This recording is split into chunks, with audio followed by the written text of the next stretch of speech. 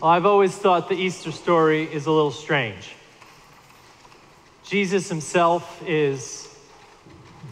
he has a personality that seems to change with each story. At one time, he's yelling and turning over the tables in the temple and telling people to wake up, like the reading that Beth read. And at other times, he's moody and doesn't want what's happening to him to happen. And he's trying to keep these disciples in order. And the Christian story says that Jesus is going to die, and he dies for the sins of the people, and then he's resurrected, which always seemed a little odd to me. In this church, we take that story seriously, but we don't take it literally. You know that. We see in that story metaphor and myth that can be important to us. So I want to tell an Easter story this morning, but not a story that comes from Galilee or Nazareth or Jerusalem. I want to tell a story that is planted in the Amazon River. In a small village like this one, far, far away from any large city, days' journey, dangerous journey to get there, up rivers and through the jungle, in the middle of what we would call nowhere. The only people outside the village who ever go there are a few pale-skinned people. They come on boats and they make sounds that the villagers don't really understand. And in that village, there's a tragedy. The tragedy breaks the soul of the people. And is tragedy that is developed or created by a young boy. Now, it could have been anybody in that village, but this time it was a young boy. Now, it was this young boy for a reason, mostly because he didn't listen to his elders. There's a good story in that in and of itself for the children here. He didn't listen the time the elders told him, don't play with those poison arrows, and he was shooting arrows at his cousin and grazed his arm, and the arm blew up like a big giant snake for a week. He didn't listen to his elders when he went and picked that really bright fruit that was in the jungle, and the elder said, you'll get sick, and he was sick for 2 weeks, sick to his stomach. But this time he didn't listen to his elders at the fire in the center of the village one late night.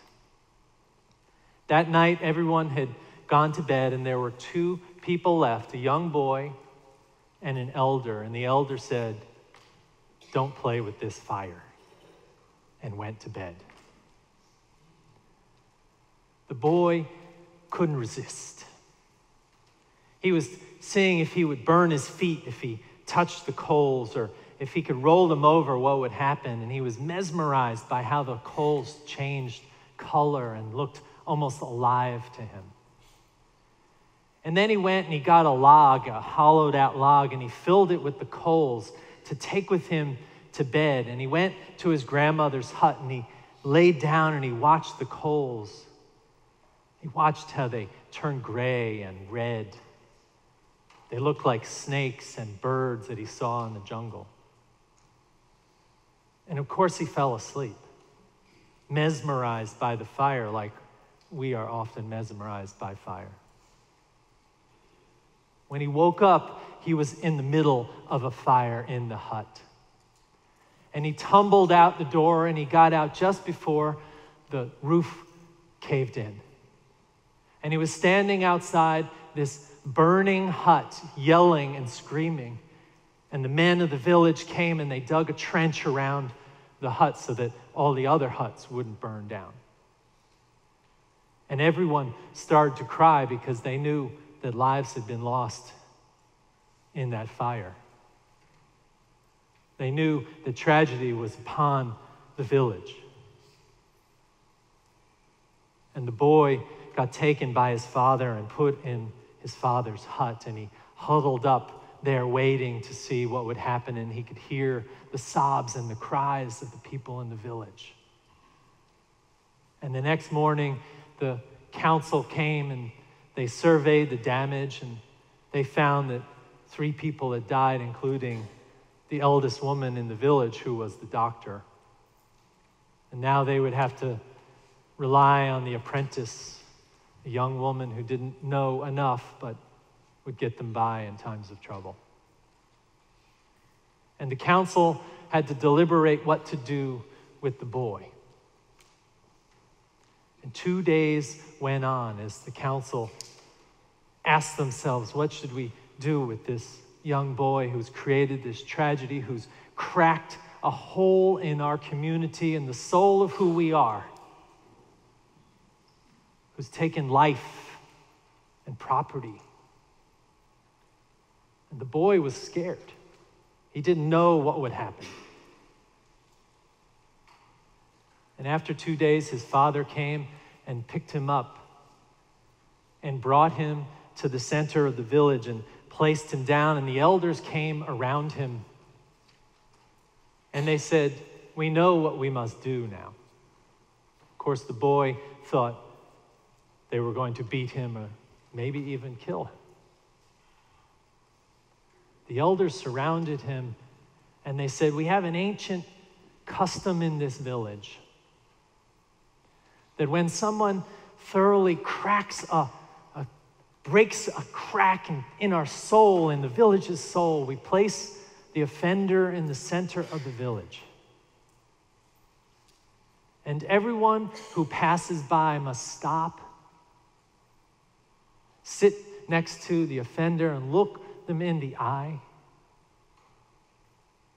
and tell them why they love them. The elders went away, and for 3 days the boy sat in the center of the village. And the passers-by would come, and a young girl would stop by on her way to the river, and she'd look him in the eye and say, I love you because when I needed a friend, you were there. And an old woman came by and said, I love you because your spirit is like me when I was a child. You're wild, but I know you care. And an old man would come by and he'd say, I know who you are. I love you for who you are. And I remember when I needed help building my hut, you were there. And on it went for 3 days. And the boy wept as he received the love of his village. And finally, his father came, a man who had lost a parent and knew that he had lost the innocence of his child. And he sat before the boy and he said, I love you for who you are, my son. And he picked up the boy and they went to work cleaning up the fire and rebuilding the hut to give to someone else in the village to live.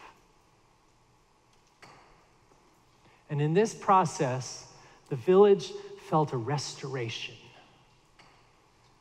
They felt a renewal from their despair. And not only that, but the boy grew up and became the chief of the village because they knew him deeply and they knew what he held for them.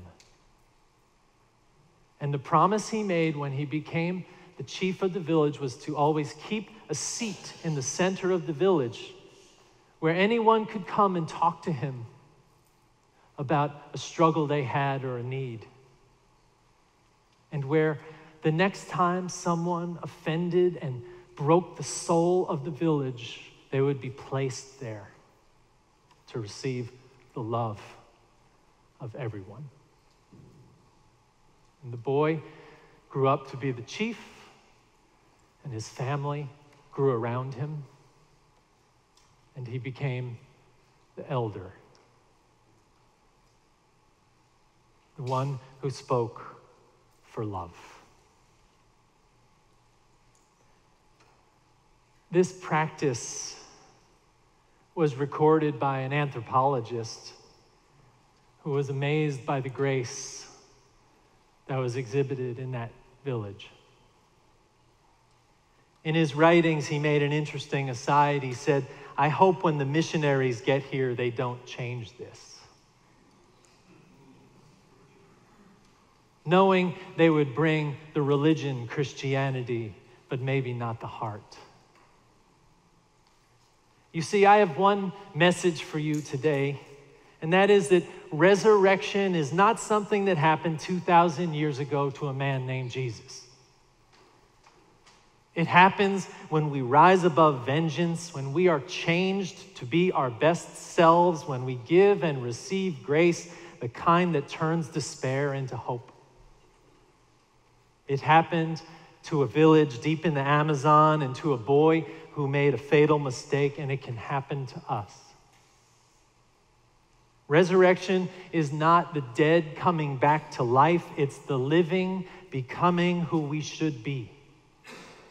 Christ-like, open to change, lights in the darkness, givers and receivers of hope in despair. It's teenagers who start a revolution to stop the violence that ripped through their lives and their school. It's protests and rallies that say when all looks lost, resurrected passions are real and unite us. It's the ashes of loved ones turned into new beginnings and gardens of new life. It's old hurts turned into new starts. It's grudges turned into acts of generosity. It's a personal revolution of the holy. It's as Allen Ginsberg, the Jewish beatnik poet, said, the holy, supernatural, extra brilliant, intelligent kindness of the soul that never gives up. It's the frenetic rabbi or the sacrilegious Unitarian minister saying, get up, unleash love upon everyone you know. Death has no victory over the hopeful, the awakened, and the hungry of spirit. See, friends, resurrection is not something past. It is a personal responsibility. And that's what Easter is about. And so I give this to you today, this story that points beyond the church, beyond the stories we tell about Jesus, to the heart of the matter. Resurrection today and every day. A Christ that can rise in you like a God of love, unleashed, awakened, and ready to break every convention for the sake of a soulful salvation. Friends, may you witness the meaning of Easter today. May you witness the meaning of Easter every day and many times in your life. May it live in you as it lives in us.